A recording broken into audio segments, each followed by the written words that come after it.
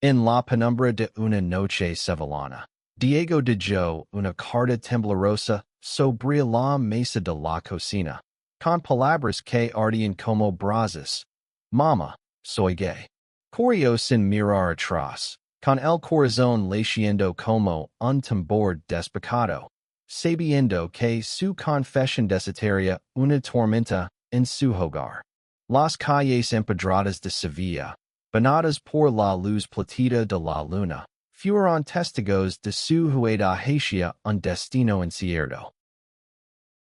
Diego, de 19 años, siempre había sentido que su verdad era un secreto demasiado pesado para llevar solo. Criado en un barrio tradicional donde las expectativas familiares pesaban más que los sueños personales, había guardado su identidad bajo leve, temiendo el rechazo de su madre, Carmen, una mujer de 50 años de carácter fuerte y creencias arraigadas. Pero esa noche, algo en él se rompió. No podía seguir viviendo una mentira. La carta fue su acto de violencia, pero también su sentencia. Sabía que Carmen no lo aceptaría. Sus gritos resonaban en su mente incluso antes de que los escuchara. Corriendo por las callejuelas, Diego se dirigía al único lugar que le parecía un refugio seguro, el Walmart a las afueras de la ciudad. No era un sitio romántico ni heroico, pero era neutral, anónimo, un lugar donde nadie lo juzgaría. Ali, entre estantes de productos y luces fluorescentes, podría respirar, pensar, planear. En su mochila lavaba lo esencial. Algo de ropa, un cuaderno donde escribía sus pensamientos y el número de Sofía, su mejor amiga, la única persona que conoce su secreto. Sofía, de 20 años, era todo lo que Diego no se atrevía a ser, valiente, desinhibida, con una energía que iluminaba cualquier habitación. Estudiaba arte en la universidad y vivía en un pequeño piso compartido en el barrio de Triana. Cuando Diego la llamó desde una cabina, con la voz entrecortada, ella no dudó. Esperam en el Walmart. Voy para ella. Dijo con una determinación que le dio a Diego un destello de esperanza. El Walmart estaba casi vacío a esa hora. Diego se sentó en un banco cerca de la sección de electrónica, mirando fijamente las pantallas de los televisores que mostraban anuncios sin sonido. Cada ruido, el chirrido de un carrito, el zumbido de las luces, lo hacía sobresaltarse, temiendo que su madre hubiera seguido su rastro.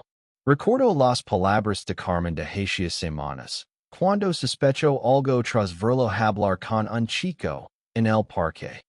Si alguna vez me traicionas con algo así, no tendrás donde esconder.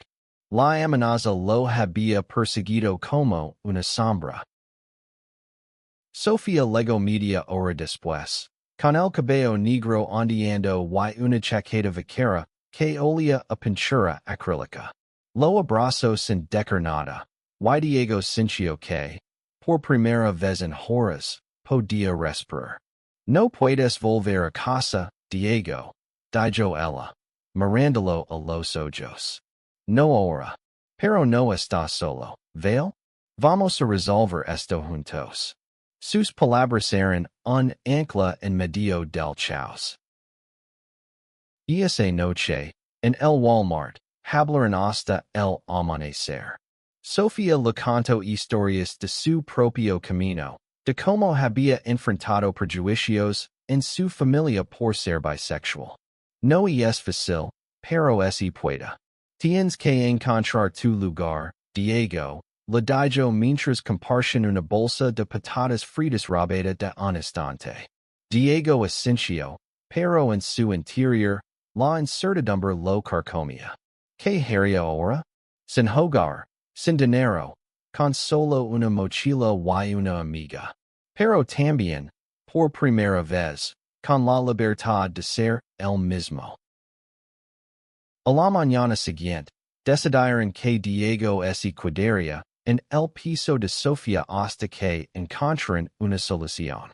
El trayecto hasta Triana fue silencioso, con Diego mirando por la ventana del autobús, perdido en sus pensamientos. Sevilla despertaba con su bullicio habitual. El aroma de los naranjos, el sonido de las campanas de la Giralda, las voces de los vendedores en el mercado. Pero para Diego, el mundo había cambiado. Era un fugitivo en su propia ciudad, y cada esquina lo recordaba el hogar que había dejado atrás. En el piso de Sofía, un espacio lleno de lienzos a medio pintar y libros desordenados, Diego encontró un refugio temporal. Pero no podía quedarse allí para siempre. Sofía tenía compañeras de piso, y aunque eran amables, no podían mantener a alguien más por mucho tiempo. Además, Diego sabía que su madre no se rendiría tan fácilmente. Carmen era una mujer obstinada, y su orgullo no lo permitiría aceptar la verdad de su hijo sin pelear. Esa tarde, mientras Sofía pintaba en su cabaret, Diego abrió su cuaderno y escribió: Ser libre duele, pero mentir duele más.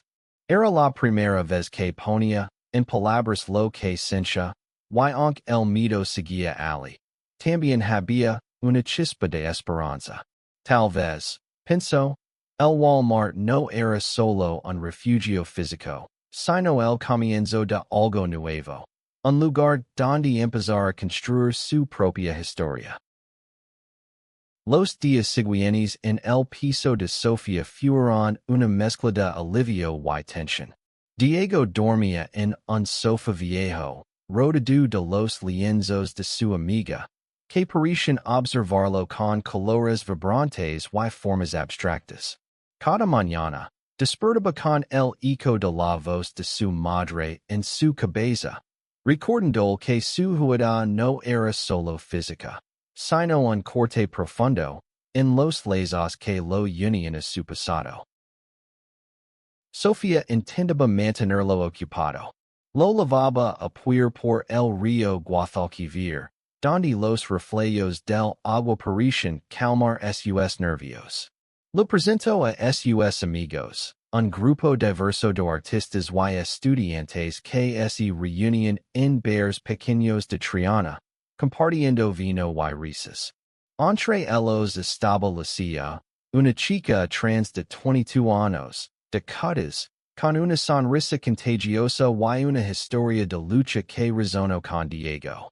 Salir del armario es como saltar de un acantilado. Le dijo Lucia una noche, mientras compartían una cerveza.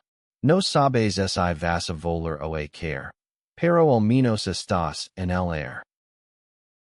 Esas palabras se grabaron en Diego. Por primera vez, sintió que no estaba solo en su lucha. Sin embargo, la realidad lo golpeó duro cuando recibió un mensaje de su prima, Elena, de 25 años, quien aún vivía con Carmen. Tu madre está furiosa. Ha quemado tu ropa y dice que no eres su hijo, decía el mensaje. Diego sintió que el suelo se desvanecía bajo sus pies. La imagen de su madre, con su rostro endurecida por el dolor y la rabia, lo persiguió toda la noche. Sofía, al verlo destrozado, lo llevó a un centro comunitario LGBT en el centro de Sevilla, un lugar que ella frecuentaba. Ali, Diego conoció a Javier, un hombre de 35 años, también sevillano, que trabajaba como voluntario. Javier tenía una calma que contrastaba con la tormenta interna de Diego.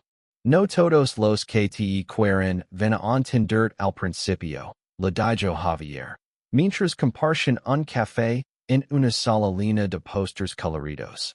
A veces, el amor necesita tiempo para sanar las heridas que causa. El centro se convirtió en un segundo refugio para Diego. Al asistió a talleres, hablaba con otros jóvenes que habían pasado por experiencias similares y, poco a poco, empezó a reconstruir su confianza. Pero no todo era fácil. Una noche, mientras volvía al piso de Sofía, vio a su madre en la distancia, parada frente a una iglesia, con los ojos fijos en él. Diego se congeló. No estaba seguro si era real o una alucinación provocada por el miedo, pero corrió hasta perderla de vista. Sofía notó que Diego estaba más retraído después de ese encuentro. Tienes que enfrentarla algún día, Diego, le dijo, mientras pintaba un retrato de él, capturando la tristeza en sus ojos.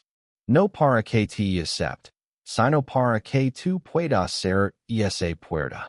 Diego sabía que tenía razón, pero la idea de enfrentarse a Carmen lo aterrorizaba. En su lugar, ese refugio en el cuaderno, escribiendo cartas que nunca enviaría, líneas de palabras que oscilaban entre el amor y el dolor. Una tarde, mientras ayudaba a Sofía a colgar sus cuadros en una exposición local, Diego conoció a Álvaro, un chico de 21 años de Granada, que estudiaba fotografía.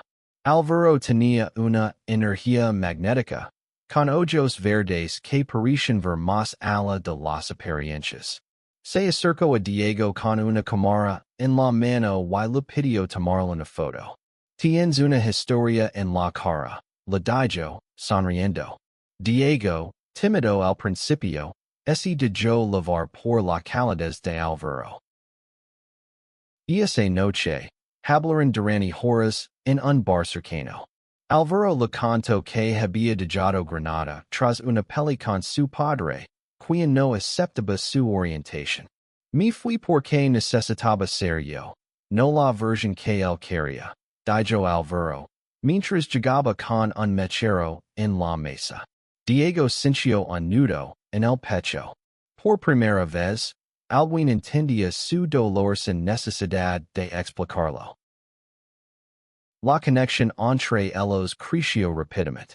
Álvaro lo invitó a una sesión de fotos en los jardines del Alcázar, donde Diego se sintió libre bajo la lente de su cámara. Pero incluso en esos momentos de felicidad, la sombra de Carmen seguía acechando. Diego sabía que su madre no se rendiría, y el miedo a que lo encontrara lo mantenía despierto por las noches. La relación con Álvaro se convirtió en un refugio emocional para Diego. Cada encuentro con él era como una bocanada de aire fresco en medio de una tormenta. Pasaban por las calles de Sevilla, compartiendo historias, risas y pequeños momentos que hacían que Diego olvidara, aunque fuera por un instante, el peso de su pasado. Álvaro tenía una forma de ver el mundo que fascinaba a Diego. Encontraba belleza en lo cotidiano, en las grietas de las paredes, en el reflejo de las luces, en el río. Sin embargo, la realidad no tardó en irrumpir. Una mañana, mientras Diego ayudaba en el centro comunitario, recibió una llamada de Elena. Tu madre sabe que estás en Triana, dijo con voz temblorosa. Alguien te vio con Sofía y se lo contó. Ten cuidado. Diego colgó, con el corazón acelerado. La idea de que Carmen estuviera tan cerca lo paralizó. Miró a su alrededor, como si esperara verla aparecer entre los estantes de folios del centro. Esa noche, le contó todo a Álvaro. Sentados en un banco junto al río, bajo la luz tenue de las farolas, Diego dejó salir las palabras que había guardado durante días. No sé si puedo seguir yendo, confieso, con la voz rota. Álvaro lo escuchó en silencio, tomando la mano. No estás yendo, Diego. Estás luchando por ser tú. Why no estás solo en esto? Sus palabras eran simples, pero para Diego, significaban todo. Sofía, siempre práctica, propuso un plan. Diego necesitaba encontrar un trabajo y un lugar propio para empezar de cero. Con la ayuda de Javier, contactaron con una organización que ofreció apoyo a jóvenes LGBT en situación de vulnerabilidad. Diego asistió a una entrevista para un puesto de ayuda en una librería en el centro de Sevilla. No era mucho, pero era un comienzo. La librería, un espacio acogedor de libros antiguos y el aroma de café, le dio a Diego una sensación de estabilidad que no había sentido en semanas. Mientras tanto, su relación con Álvaro se profundizaba. Una tarde, Álvaro lo llevó a una azada con vistas a la Giralda, donde le mostró las fotos que había tomado de él. En las imágenes, Diego vio algo que no reconocía. Un joven valiente, con una chispa de esperanza en los ojos. Esto es lo que vio cuando te miró, dijo Álvaro, acercándose para besarlo. Fue el primer beso de Diego, un momento que lo hizo sentir vivo, libre, pero también vulnerable. La felicidad, sin embargo, era frágil. Una noche, mientras Diego y Álvaro caminaban por el barrio de Santa Cruz, Carmen apareció frente a ellos. Su rostro estaba endurecido, pero sus ojos brillaban con una mezcla de furia y dolor. Diego, esto es lo que eres ahora, gritó, señalando a Álvaro. Diego se quedó sin palabras, atrapado entre el miedo y la necesidad de defenderse. Álvaro intentó calmar la situación, pero Carmen lo interrumpió. Tú no eres mi hijo, dijo, antes de girarse y desaparecer entre las sombras. El encuentro dejó a Diego destrozado. Se encerró en el piso de Sofía, negándose a hablar con Nadia. Álvaro y Sofía intentaron animarlo, pero el peso de las palabras de su madre lo aplastaba. En su cuaderno, escribió: Si no soy su hijo, ¿quién soy? La pregunta lo persiguió durante días, mientras luchaba por encontrar sentido a su nueva vida. Javier, en el centro, le sugirió que asistiera a un grupo de apoyo. Ali, Diego escuchó historias de otros que habían enfrentado el rechazo familiar. Una mujer, Marta, de 40 años, le contó cómo había reconstruido su vida tras ser expulsada de su casa a los 18. El dolor no desaparece, pero aprendes a vivir con él, le dijo. Sus palabras resonaron en Diego, dando un atisbo de esperanza. Decidido a seguir adelante, Diego aceptó el trabajo en la librería. Las mañanas ordenando libros y atendiendo clientes le dieron una rutina que lo anclaba a la realidad. Pero en el fondo, sabía que el enfrentamiento con su madre no había terminado. Carmen no era de las que se rendían. Y Diego temía que su próximo movimiento fuera aún más doloroso. El trabajo en la librería se convirtió en un refugio para Diego. El olor a papel viejo y el murmullo de los clientes le daban una sensación de normalidad que tanto necesitaba. La dueña, una mujer llamada Clara, de 60 años, era amable pero exigente. Notó la tristeza en los ojos de Diego, pero nunca preguntó más de lo necesario. Aquí todos llevamos algo a cuestas, le dijo una vez, mientras ordenaban una caja de libros usados. Diego asintió, agradecido por su discreción. Álvaro lo visitaba a menudo, trayendo café y sonrisas que alegraban el día. Una tarde, mientras compartían un descanso en la trastienda, Alvaro lo propuso mudarse juntos a un piso pequeño. No será fácil, pero podemos hacerlo. Dijo, con una mezcla de entusiasmo y nervios. Diego sintió una oleada de emoción, pero también de miedo. Vivir con Alvaro significaba un compromiso, no solo con él, sino con la vida que estaba tratando de construir. Sofía, por su parte, seguía siendo su pilar. Aunque ahora tenía menos tiempo por sus estudios, siempre encontraba un momento para escuchar a Diego. Una noche, mientras cenaban pizza en su piso, Sofía le dio un consejo que lo marcó.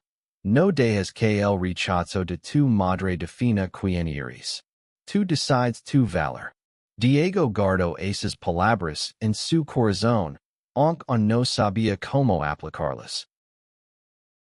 El encuentro con Carmen seguía pasando en su mente. Cada vez que sonaba el teléfono o alguien entraba en la librería, Diego sentía un nudo en el estómago, temiendo que fuera ella. Una mañana, mientras organizaba una estantería, recibió un mensaje de Elena. Mamá está yendo a la librería. Quiero hablar contigo.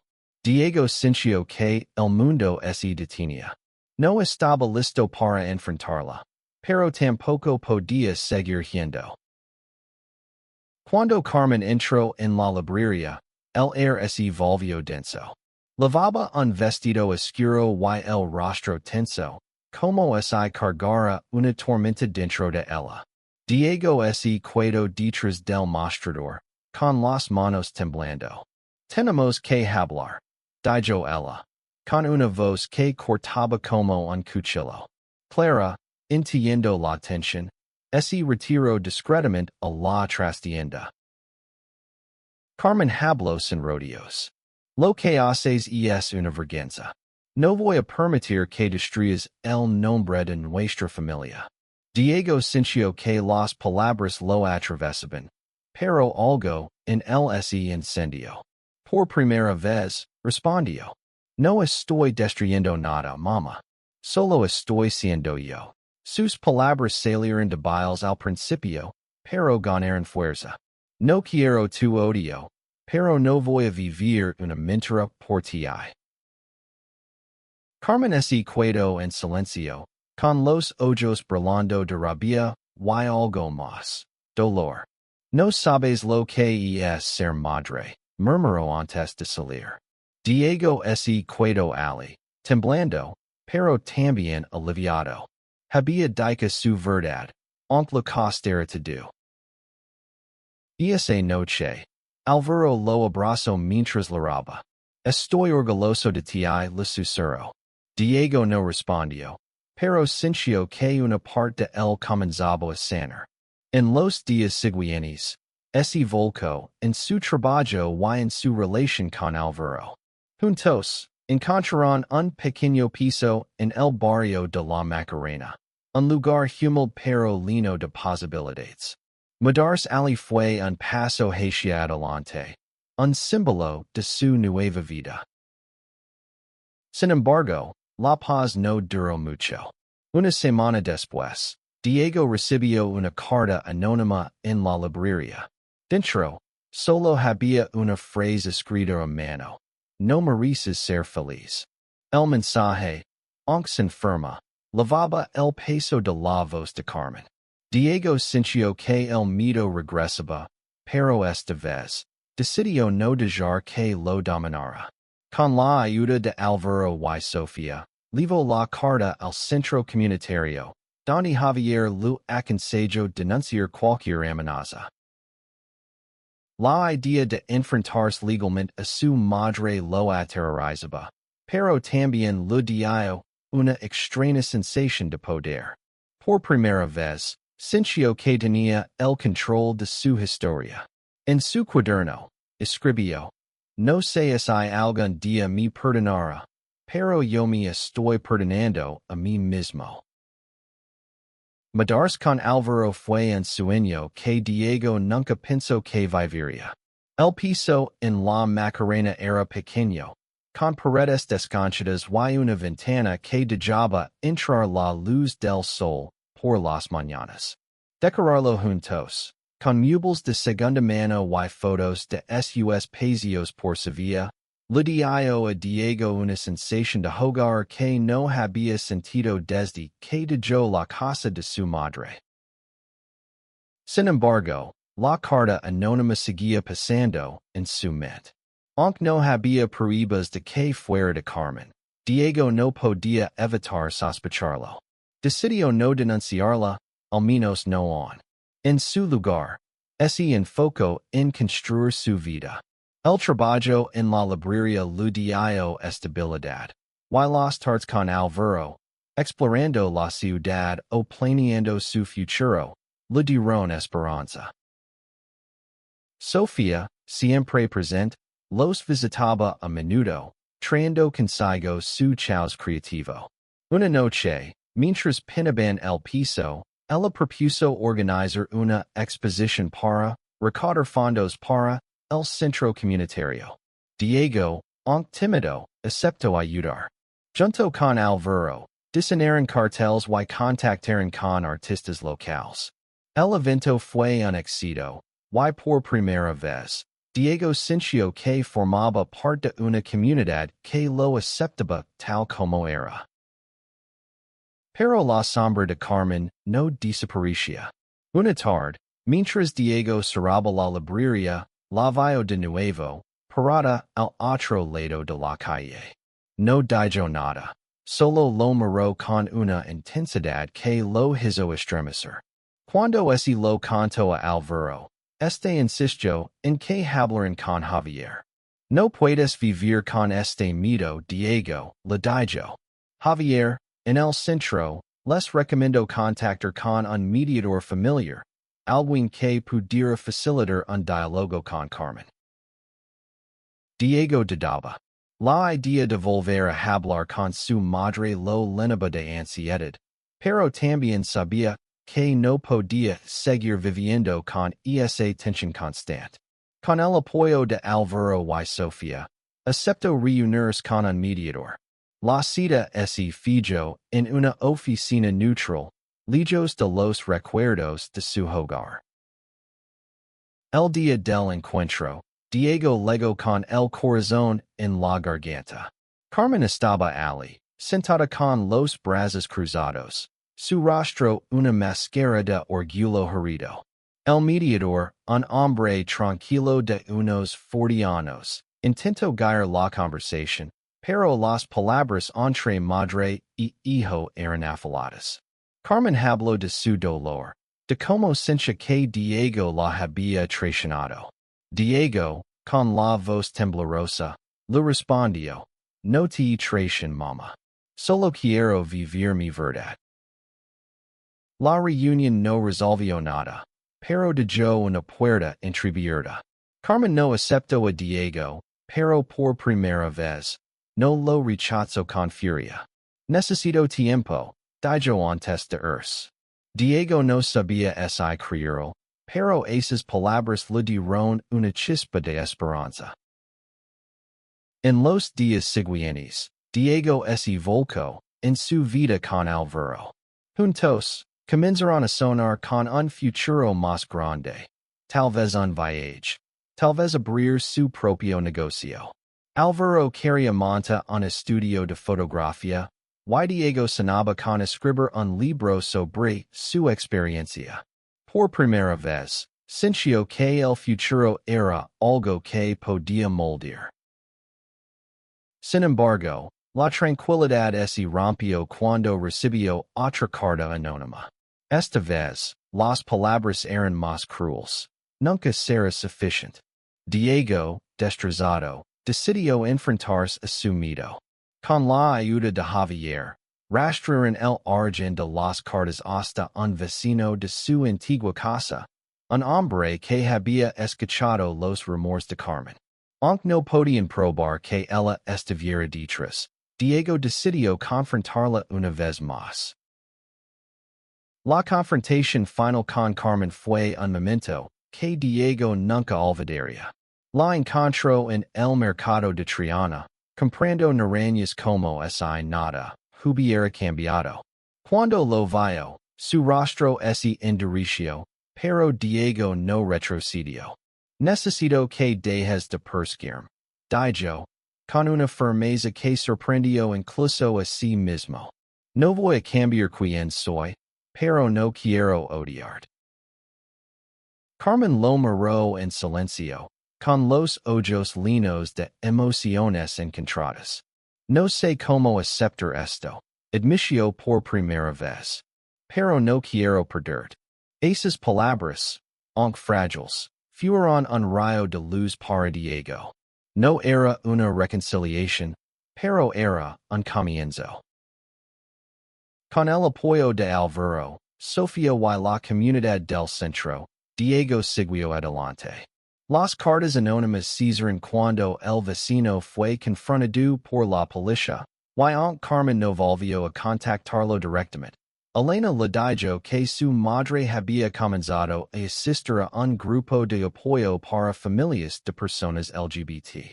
Era un paso pequeño, pero significativo. Diego y Álvaro continuaron construyendo su vida juntos. La librería se convirtió en un lugar donde Diego no solo trabajaba, sino que también organizaba eventos para jóvenes LGBT, compartiendo su historia y ayudando a otros a encontrar su voz. Sofía, siempre su ancla, lo animó a escribir más. Y pronto, Diego comenzó a trabajar en un manuscrito sobre su viaje. Una noche, mientras miraban las estrellas desde la azotea de su piso, Álvaro le tomó la mano. Eres más fuerte de lo que crees, le dijo. Diego sonrió, sintiendo que, por primera vez, realmente lo creía. En su cuaderno, escribió: El amor no siempre es aceptación, pero a veces es suficiente con intentarlo. Un año después, Diego miraba Sevilla desde el puente de Triana, con Álvaro a su lado. La ciudad, con sus luces reflejadas en el río, parecía más viva que nunca. Había encontrado un hogar, no solo en el piso que compartía con Álvaro, sino en sí mismo. La librería prosperaba, y su manuscrito estaba casi terminado. Un testimonio de su lucha y su resiliencia. Carmen no había vuelto a su vida, pero Elena le contó que su madre había comenzado a hablar de él con menos rabia. Tal vez, algún día, podrían reconstruir algo. Pero Diego ya no dependía de su aceptación. Había aprendido que su valor no estaba en los ojos de los demás, sino en su capacidad de seguir adelante, de amar y de ser amado. El centro comunitario se convirtió en su segunda familia. Ali, junto con Javier, Lucia y otros, organizó un evento anual para celebrar la diversidad, un festival lleno de música, arte y historias de Valencia. Sofía pintó un mural para el evento, con Diego y Álvaro como protagonistas, sus silhouettes iluminadas por un sol brillante. La noche del festival, Diego subió al escenario para compartir su historia. Habló de la carta que dejó en la cocina, del Walmart que fue su refugio, de los amigos que los salvaron y del amor que los sostuvo. Cuando terminó, la multitud aplaudió, y Álvaro lo abrazó bajo las luces del escenario. En su cuaderno, Diego escribió una última línea. Escape para encontrarme, y en el camino, descubrí que la libertad es el amor que te das a ti mismo. Mientras cerraba el cuaderno, sintió que, por fin, estaba en paz. Sevilla, con sus naranjos y sus campanas, seguía siendo su hogar, pero ahora era un hogar que él había elegido. Y en ese hogar, Diego sabía que podía ser quien siempre había sido, sin miedo, sin sombras, solo con la luz de su verdad.